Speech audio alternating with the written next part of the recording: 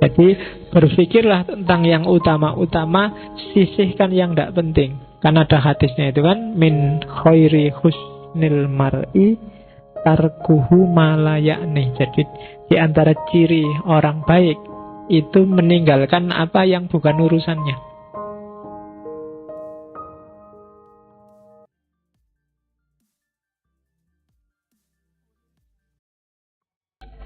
Jadi kunci bahagia pertama adalah pengetahuan. Kenapa pengetahuan? Kenapa pengetahuan adalah kebahagiaan? Karena bahagia itu berarti kan orang puas. Puas berarti merasa tuntas. Kalau belum tuntas orang tidak akan bahagia.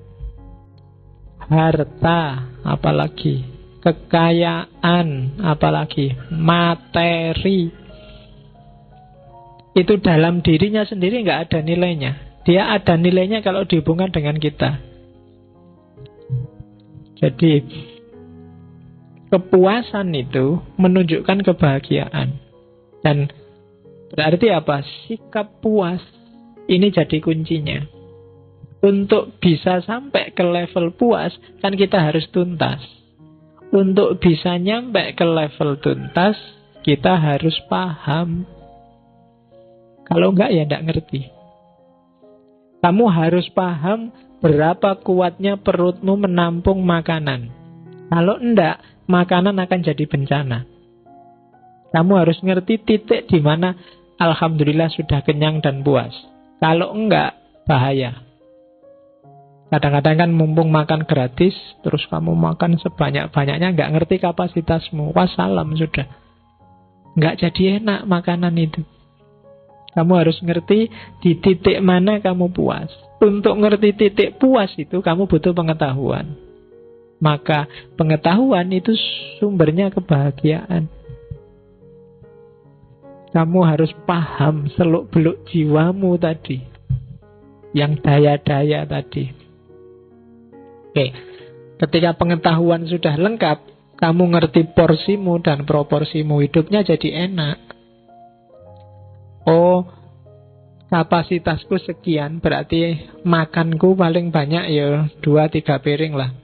Kecuali ya kalau gratis boleh lah ditambah 2,5, 3,5. Kemudian minumnya segelas, ya kalau mumpung gratis ya membawa 2 gelas lah.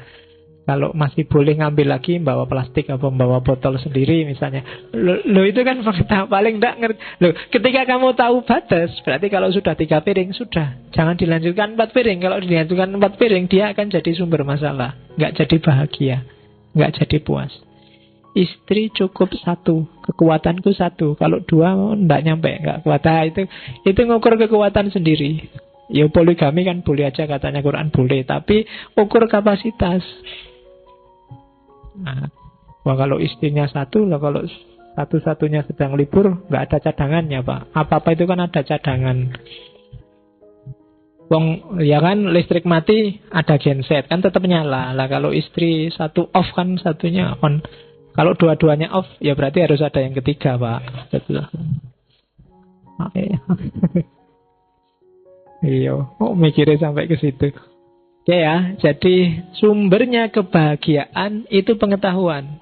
Kenapa pengetahuan? Karena dengan pengetahuan kamu ngerti batas, kamu ngerti titik puas, kamu ngerti kapan itu tuntas, kapan itu belum.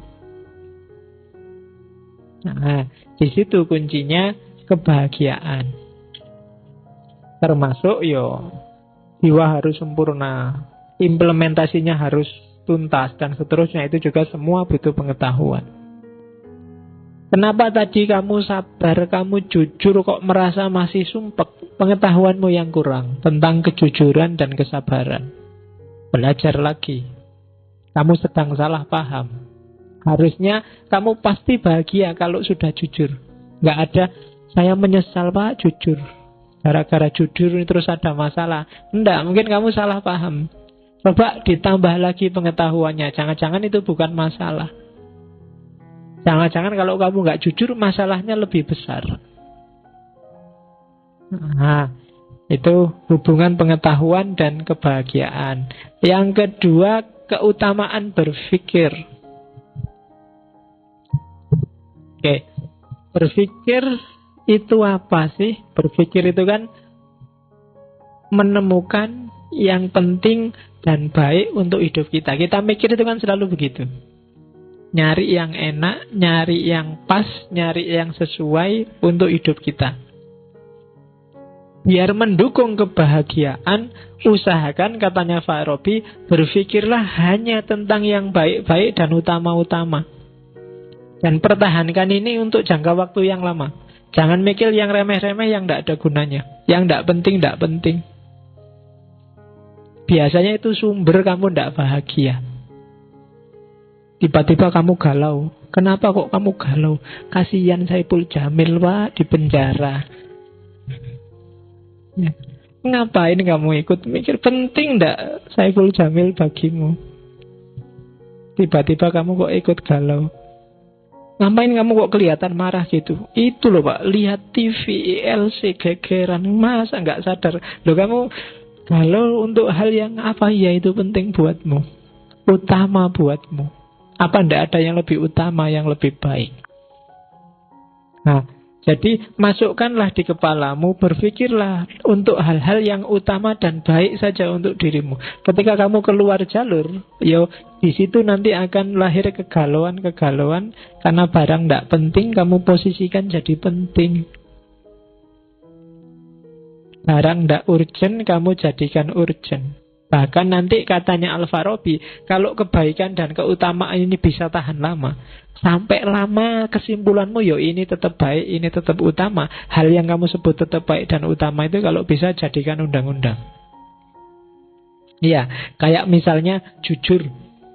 Jujur itu enak Pak. Semakin saya jujur semakin nyaman. Sampai bertahun-tahun jujur, nyaman dan enak. Jadikan aja jujur sebagai undang-undang. Karena itu pasti benar, pasti bagus. Anti korupsi itu ternyata lebih enak. Anti korupsi dirasakan lama, hidup lebih nyaman, nggak susu-susu, nggak merasa dikejar dosa. Jadikan itu undang-undang, katanya Farabi. Berarti itu bagus. Jadi berpikirlah tentang yang utama-utama, sisihkan yang tidak penting. Karena ada hadisnya itu kan, min khairi husnil mar'i tarkuhu malayakni. Jadi di antara ciri orang baik itu meninggalkan apa yang bukan urusannya. Kalau nggak ada urusan, nggak usah capek-capek ikut mikir, ikut cawe-cawe, ikut debat. Mari kita perdebatkan apakah anaknya Anang itu pakai pemutih apa enggak ya. Buat apa kamu bahas itu? Karena internet itu kan gitu kan, sampai komentari ratusan hanya gara-gara bahas itu pakai pemutih apa enggak. Kurang kerjaan. Jadi ya kita berpikir yang utama-utama lah, bukan hal-hal yang iseng. Ya kan LGBT, kamu kan terus mati-matian bahas LGBT. Signifikasinya coba dicek. Kalau signifikan untuk hidupmu tidak apa-apa. Kalau nggak signifikan, kamu kehabisan daya, kehabisan energi, kehabisan tenaga untuk hal yang tidak penting. Padahal mungkin bisa kamu pakai untuk hal yang lebih penting. Daripada kamu debat tentang infotainment, sudah kamu duduk depan komputer, tesisnya digarap, skripsinya diselesaikan, kan lebih enak. Oke, jadi berpikirlah tentang yang utama-utama. Oke, terus. Ya, dan katanya Farabi memang berpikir lewat jalur rasional itu salah satu solusi hidup. Kuncinya di situ. Karena yang rasional itu kesimpulannya, jadi kalau kita pakai akal, jalur satu-satunya yang tidak butuh pihak lain itu mikir pakai akal. Kalau jalur bayani kita butuh teks. Kalau jalur irfani kita butuh otoritas. Tapi kalau pakai akal enggak. Maka katanya Farabi, jalur burhan itu lebih bisa dipertanggungjawabkan dalam berpikir. Oke. Aliran sesat itu biasanya sumbernya dua. Urusan tafsir teks yang biasanya ada dalam cara berpikir bayani, atau urusan beda panutan yang biasanya ada dalam cara berpikir irfani. Tapi aliran burhan itu jarang gegeran. Aliran-aliran rasional. Karena katanya Farabi memang akal lah yang punya sumber berpikir a priori yang tidak butuh pihak lain. Akal yang benar menurutku kemungkinan besar juga benar menurut kamu. Itu burhan biasanya. Tapi kalau tafsir, bayan, itu kadang-kadang benar tafsirku bisa beda sama tafsirmu. Logika itu sifatnya arbitrer, pasti. 1 tambah 1, 2 itu kan logika. Setengah lebih kecil dari 1 juga logika. Itu sifatnya lebih universal. Maka keutamaan berpikir jadi salah satu sumber kebahagiaan. Cuma keutamaan berpikir harus diimbangi dengan keutamaan moral. Kalau berhenti di keutamaan berpikir, ya kamu hidupnya di dunia ide, dunia ideal. Maka dia harus diimbangi oleh keutamaan moral. Jiwamu harus seimbang. Ya kalau ilmu akhlak itu kan, kalau Farabi mendefinisikan science that studies state of human soul. Jadi tentang jiwa. Moral itu berarti urusan tentang jiwa. Ya ada 2 jenis, ada akhlak teoritis dan akhlak praktis. Akhlak teoritis itu yang ideal, keutamaan berpikir, dan akhlak praktis. Akhlak praktis itu ya prakteknya. Jadi mikir itu juga harus ada dimensi prakteknya. Nah itu keutamaan moral yang ketiga. Moral saja tanpa mikir orang bisa salah arah. Mikir tanpa moral jadinya hantu, ideal nggak ada wujudnya. Maka keutamaan teoritis, keutamaan berpikir harus diimbangi dengan keutamaan moral. Kamu punya teori-teori banyak, cara berpikir yang bagus, tapi nggak punya implikasi praktis, ya pikiranmu paling banter jadi buku dan jadi koleksinya perpustakaan. Tapi kalau kamu bisa menunjukkan relevansi praktisnya, itu pikiranmu akan lebih abadi. Ya jalurnya 2 untuk membentuk karakter, membentuk moralitas. Kalau menurut teorinya Farabi, yang pertama lewat instruksi. Instruksi itu ya nasihat, perintah, himbauan, anjuran. Itu biasanya dari yang punya otoritas, kiai, ulama, dan lain sebagainya. Yang kedua lewat habituasi, pembiasaan. Habituasi ini penting ya. Kapan-kapan kita belajar itu. Dulu pernah belajar di Pierre Bourdieu. Kenapa kalau kamu yang rajin sholat, sekarang tidak sholat, merasa tidak nyaman, itu habituasi. Tapi coba ulang bolak-balik tidak sholat, lama-lama tidak sholat itu biasa. Tidak nyamannya pasti hilang. Ya, itu namanya habituasi, pembiasaan. Kamu sekali bohong, batinmu mesti tidak enak. 2 kali tidak enaknya tinggal separuh. 3 kali tidak enaknya tinggal 1/4. 4-5 kali bohong dan aman. Kamu lama-lama merasa bohong itu biasa. Bahkan besok-besok mungkin kalau tidak bohong tidak enak. Ah, masa aku jujur ya, kok tidak enak? Loh, bisa loh kayak gitu. Kok ndeso banget aku, kok jujur banget, kok lugu banget, harusnya ya rotong. Nah itu biasa sudah kebalik. Kalau semula nggak jujur nggak enak, sekarang jujur nggak enak. Itu habituasi. Oke, kayak ngaji malam Rebo ini loh. Kadang-kadang libur juga nggak enak, biasanya ngaji ya, itu habituasi. Tapi kalau 0, 2, 3, 4, 5 sampai 6 kali itu, kalau nggak kosong kamu malah heran. Loh kok nggak kosong, Pak? Biasanya kosong. Sementara kamu kagetnya kalau pas kosong, karena biasanya saya masuk. Nah, itu namanya habituasi. Jadi pikiranmu tergantung kamu biasakan untuk apa. Moralitas sumbernya juga habituasi. Kalau kamu terbiasa melakukan perbuatan baik itu biasa, tidak luar biasa. Dan kebalikannya juga. Oke, keutamaan moral. Yang keempat, keutamaan kreatif. Jadi keutamaan kreatif praksis itu keutamaan dalam berkarya. Jadi bahagia itu tidak semata-mata moralnya bagus, pemikirannya bagus, teorinya benar. Tapi juga praksisnya kreatif. Dalam arti kalau bahasa hari ini mungkin kontributif. Ada sumbangan karyanya.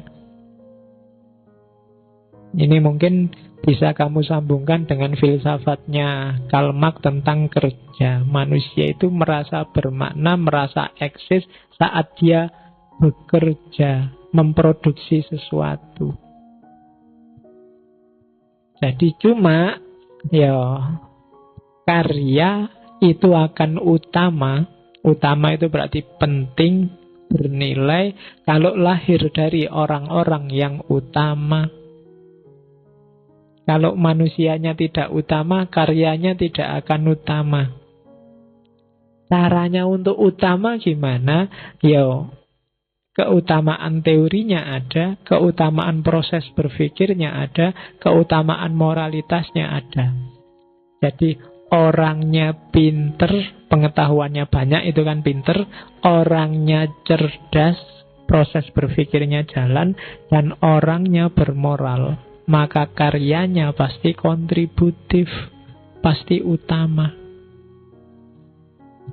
Dan orang semacam ini, dia sendiri bahagia dan bisa membahagiakan orang lain.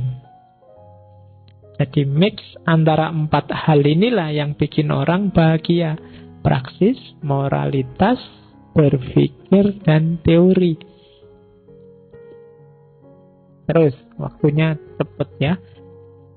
Nah, ini yang habituasi tadi. Berbuat baik, termasuk menuju kebahagiaan. Ini saya singgung di sini. Katanya Farabi, kebajikan itu seperti menulis.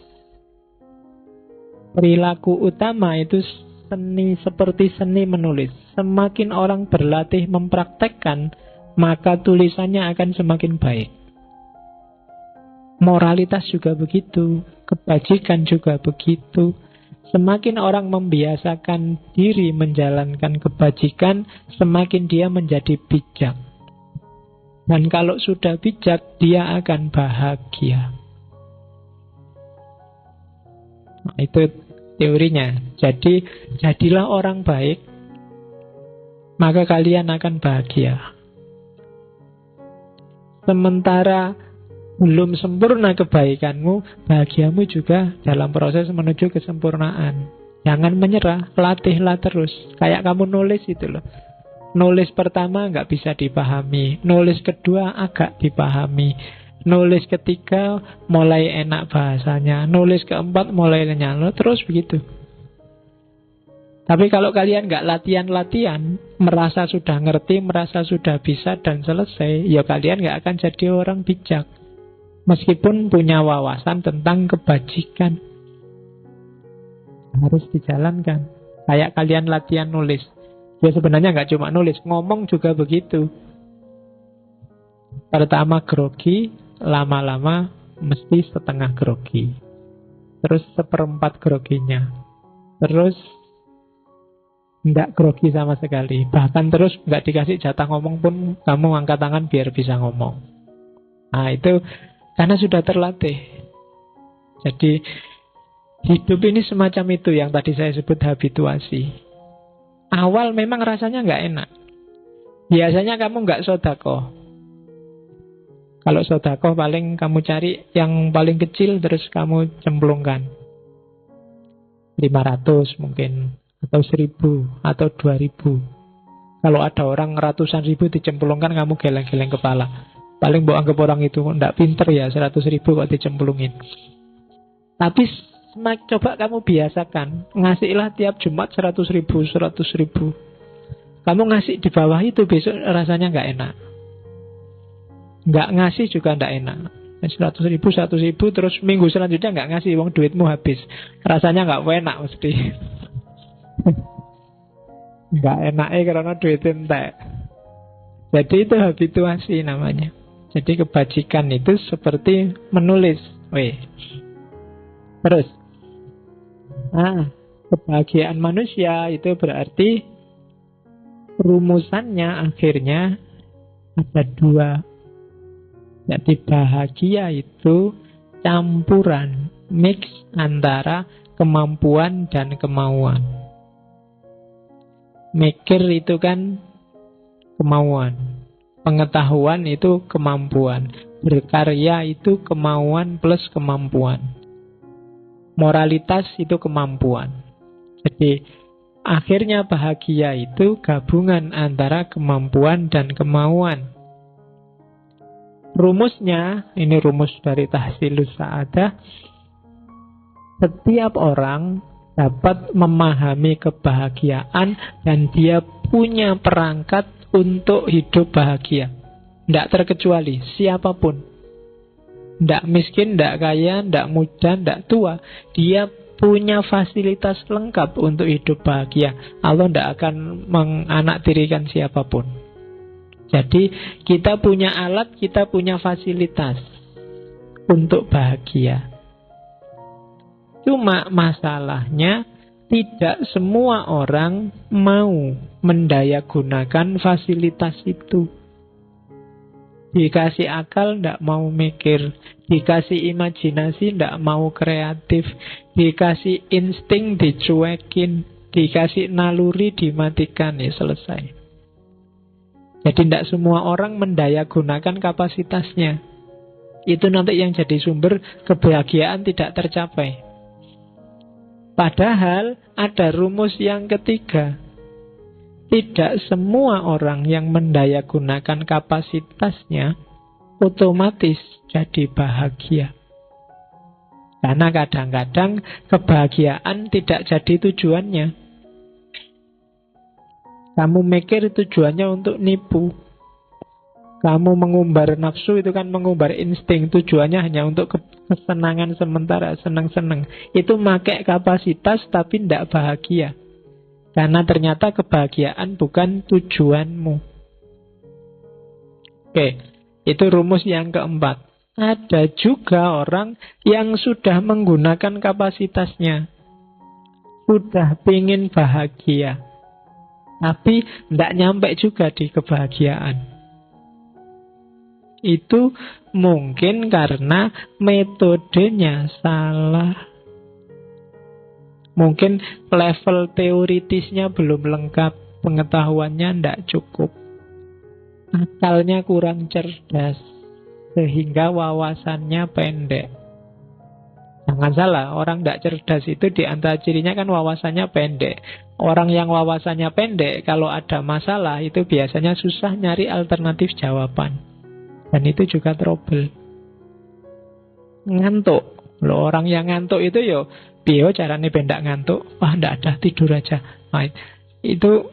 Tapi kalau yang cerdas, caranya biar nggak ngantuk, misalnya minum aja terus, misalnya matanya diganjel aja, misalnya itu kan alternatif namanya, contohnya. Jadi sambil merem, sambil ketawa, pokoknya ketawa aja terus, nanti kan nggak ngantuk misalnya. Itu kan solusi. Patah hati, orang yang tidak cerdas, wawasannya tidak panjang, begitu patah hati wah duniaku gelap. Ini sudah mau kiamat, ini sudah mati aja. Nah itu, ngertinya cuma itu. Tapi kalau yang cerdas kan, wah diputus ini, alternatifnya banyak, masih tenang aja. Bisa dirayu lagi biar balik, bisa ke dukun, bisa, banyak caranya biar dia kembali. Ya, cari yang lain, emangnya ndak bisa nyari di bawahnya.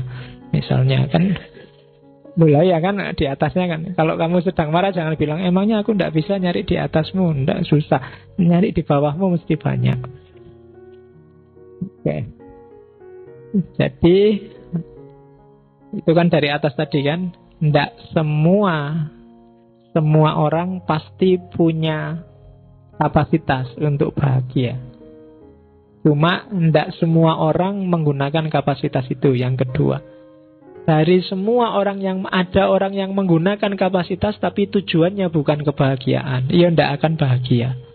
Ada orang yang menggunakan kapasitas tujuannya kebahagiaan tapi tidak nyampe atau belum nyampe dalam bahagia karena mungkin prosesnya belum penuh. Dan orang yang terakhir ini harus sabar di dalam menempuh 4 keutamaan tadi. Keutamaan teoritis, keutamaan berpikir, keutamaan moralitas, dan keutamaan praksis. Baru dia bisa bahagia. Nah, kalau untuk dunia sosial tadi, kunci kebahagiaan ada di tangan 3 orang, katanya Farabi. Filosof, imam, ulama, imam itu ulama, dan raja. Karena 3 orang inilah nanti yang membimbing masyarakat menuju kebahagiaan. Kalau 3 orang ini sesat, masyarakat akan sesat. Kalau 3 orang ini jahil, masyarakat juga akan ikut jahil. Kalau 3 orang ini fasik, maka masyarakat akan fasik. Kunci kebahagiaan sosial ada di 3 orang ini. Filosof, imam, dan raja. Raja sekarang presiden, imam sekarang para kiai, para ulama, filosof sekarang belum jadi, baru ngaji filsafat ini. Ya, kalau raja, presiden gajinya besar, ulama punya pondok ya sangune gede, amplopnya besar. Kalau filosof nggak ada yang peduli di Indonesia ini. Filosof itu jabatan yang saya tidak tahu apa sekarang masih ada. Apa ada misalnya di Kompas dicari seorang filosof, itu tidak ada. Kamu sampai teler nyari tidak akan ketemu. Dicari seorang filosof itu tidak ada. Oke, kalau zaman dulu di Jawa namanya begawan. Begawan itu tidak pantas lagi sudah ngurusi dunia, ya memang harus ngurusi umat. Oke ya, jadi penuntunnya kota, penuntunnya negara itu satu di antara 3. Kenapa Indonesia hari ini menurutmu kacau dan rusak? Itu pasti gara-gara 3 orang itu. Kalau bukan rajanya, pasti imamnya atau filosofnya. Kalau bukan presidennya, pasti para rohaniwannya atau paling tidak para intelektualnya. Kuncinya di situ. Kalau 3-3-nya orang ini curang atau orientasi kelompok atau cari enaknya sendiri, ya nanti umatnya, masyarakatnya pasti rusak. Kalau enggak fasikoh ya jahilah, atau jangan-jangan malah sesat dolalah. Oke, ya ini bisa dibaca sendiri. Ini sebenarnya semacam analisisnya bahwa dalam pikirannya Farabi tadi ada pengaruh filsafat Yunani, Plato dan Aristoteles. Karena Farabi sendiri kan disebut mu'allim as-sani, guru kedua. Karena dia mu'allim pertamanya Aristoteles. Dan Farabi nanti yang menginspirasi banyak para pemikir barat. Kesamaannya dengan Plato dan Farabi ya, kebahagiaan itu adalah puncaknya kebaikan, dan puncak kebaikan dan tujuan hidup itu sumbernya adalah pengetahuan. Itu sama, itu bisa ditambah itu. Bahagia itu sumbernya adalah amal baik itu sumbernya pengetahuan yang baik. Jadi kamu harus pinter. Kalau sudah pinter, kamu bisa melakukan perbuatan baik. Kalau sudah melakukan perbuatan baik, maka kamu akan bahagia. Rumusnya di situ sejak minggu lalu. Tanpa kamu pinter, kamu susah melakukan kebajikan. Kalau kamu tidak melakukan kebajikan, maka kamu tidak akan bahagia. Rumusnya di situ. Pengaruh Islam jelas. Ini yang kenapa Farabi agak beda sama Plato Aristoteles, ya karena dia Muslim. Kalau di Farabi ada namanya kebahagiaan dunia dan kebahagiaan tinggi, ya kita menyebutnya kebahagiaan akhirat. Dan nanti di tahsilu sa'adatul dunya itu levelnya lebih rendah daripada sa'adatul quswa. Sa'adatul quswa itu yang kebahagiaan sejati, sa'adatul dunya itu yang kenikmatan tadi, ladzat. Boleh dinikmati karena sifatnya insting, tapi dia levelnya rendah dan sifatnya terbatas. rumusnya kalau dalam Islam, kenapa orang harus bahagia? Ini gabungan Islam sama Aristoteles, sifatnya teleologis.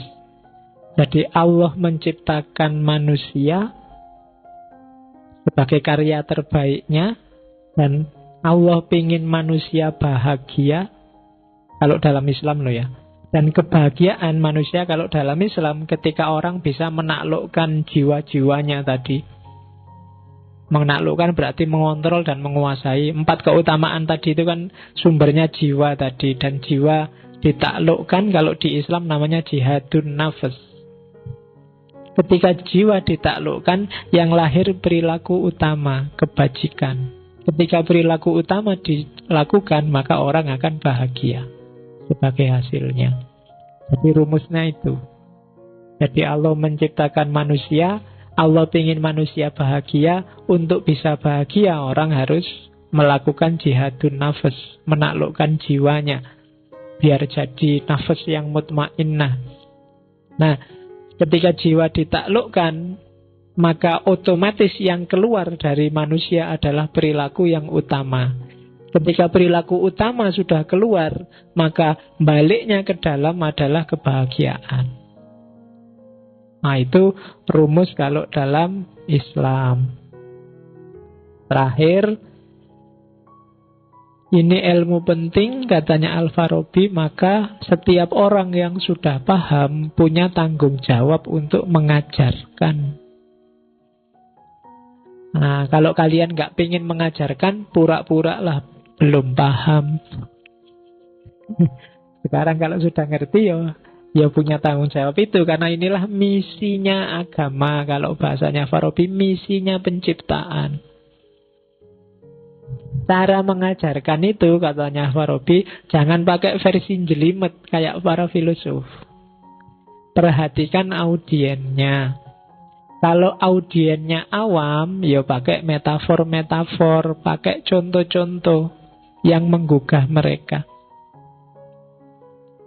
Kasih ibarat-ibarat, isyarat-isyarat. Kayak Al-Quran itu loh. Al-Quran itu menghadapi masyarakat Arab yang jahiliyah abad ke-6.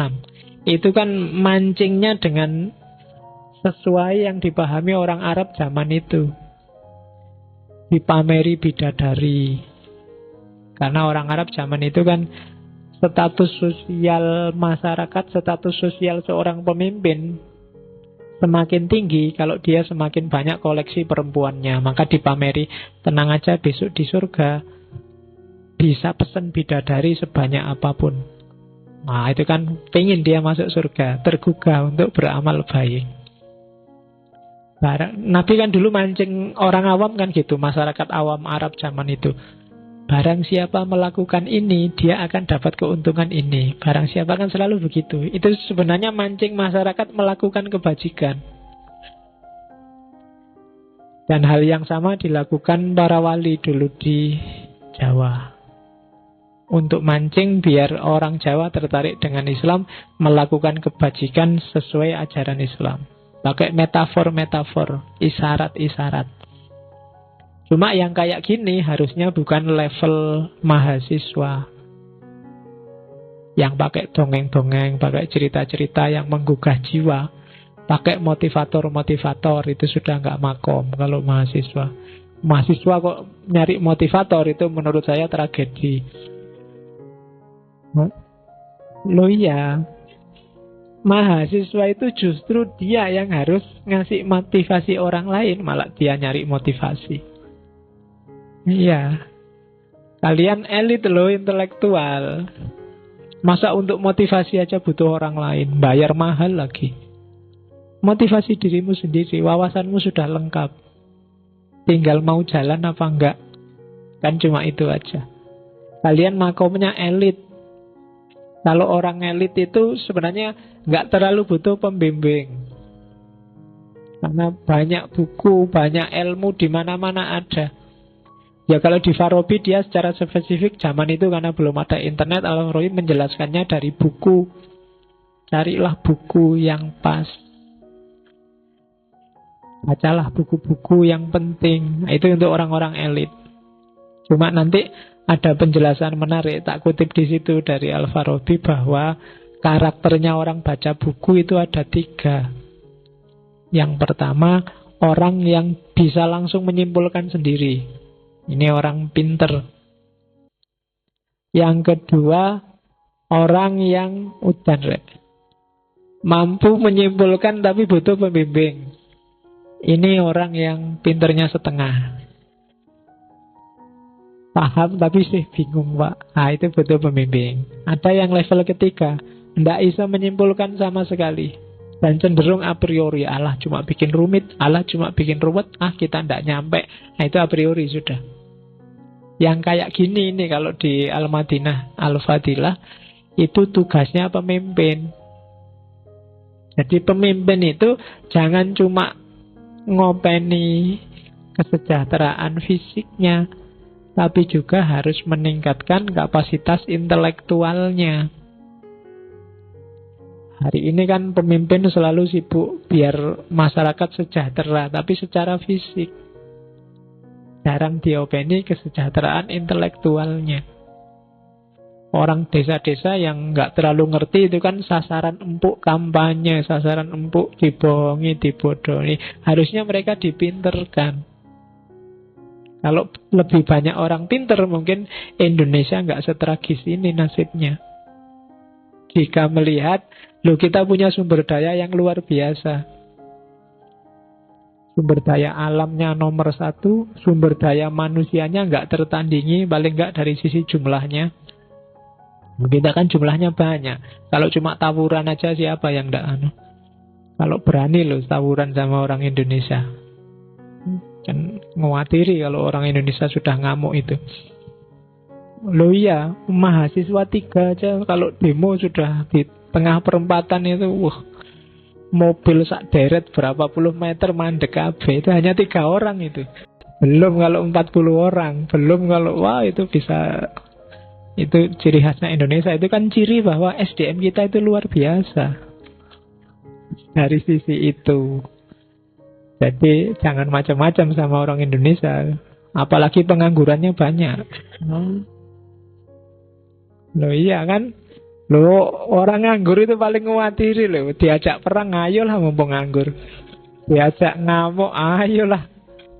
Loh iya kan? Jangan salah. Sejak kemarin sumpek ngelamar kerjaan gak dapat-dapat, diajak perang ayo wis lumayan.